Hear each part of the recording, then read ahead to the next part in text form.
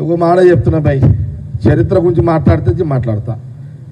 ఈ బీజేపీ వాళ్ళు చిల్లరగా మాట్లాడితే నేను చిల్లరగా జవాబు చెప్ప. వాళ్ళు చిల్లరేదని నేను చిల్లరగా అని కాను. కిషన్ రెడ్డి ఇంత సెంట్రల్ మినిస్టర్ 2 సార్లు, బండి సంజయ్ గారు సెంట్రల్ మినిస్టర్, కిషన్ రెడ్డి గారు సెంట్రల్ మినిస్టరు, రఘు ఒక పార్లమెంట్ మెంబరు. వాళ్ళు కూడా పదవులు మర్చిపోయి చిల్లరగా మాట్లాడితే నేను మినిస్టర్లు కాకపోయినా నేనేం కాకపోయినా నేను చిల్లరగా మాట్లాడదలుచుకోలేదు. చిల్లరగా ఆయనకు నేను చిల్లరగా, వాళ్ళు చిల్లరగా లేదా నేను చిల్లరగా కాను కదా,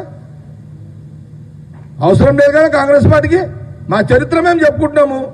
ఎస్, రాహుల్ గాంధీ ముత్తాతలు, తాతలు, నాయనమ్మలు, నాయనలు. ఎస్, రాజీవ్ గాంధీ గారిని ఇంకో రోజు చెప్తా మీకు, అది చెప్తున్నా నేను. సోనియా గాంధీ గారిని ఇంకో రోజు చెప్తా, మన్మోహన్ సింగ్ గారిని ఇంకో రోజు చెప్తా.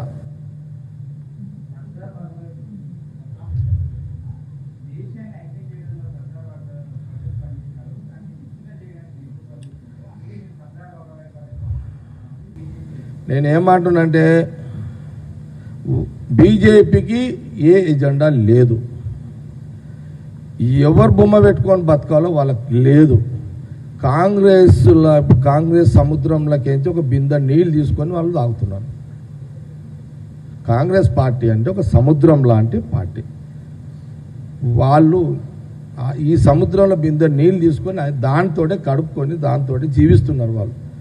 ఆ బిందె నీళ్ళే మహానుభావుడు సర్దార్ వల్లభాయ్ పటేల్.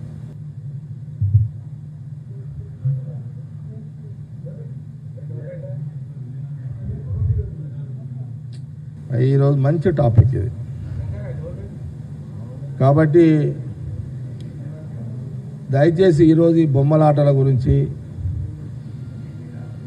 మీరు ఈరోజు ప్రశ్నలు అడగకండి. ఈ వాడు గోకిండి వీడికి గోకిండి అని అడగకండి. ఇది మా హిస్టరీ మేము చెప్పుకున్నాము. ఇది మెసేజ్ పోవాలి. ఇది ఎందుకంటే హద్దు మీరి మాట్లాడుతున్న కిషన్ రెడ్డికి, హద్దు మీరు మాట్లాడుతున్న బండి సంజయ్ గారికి, కిషన్ రెడ్డి గారికి, మరీ హద్దు మీరు మాట్లాడుతున్న మిస్టర్ రఘుకి ఇది మంచి పద్ధతి కాదు. మీ ఆలోచనను మార్చుకోండి. మీకు చరిత్ర తెలిసి కూడా మీరేదో మాట్లాడుతున్నారు. అయినా ఇది మా చరిత్ర అని ఒకసారి మీడియా, గాంధీభవన్ మీడియా ద్వారా అందరు కూడా తెలియజేస్తున్నాను. ఇంకా రాబాయి నువ్వు, అరే సాయి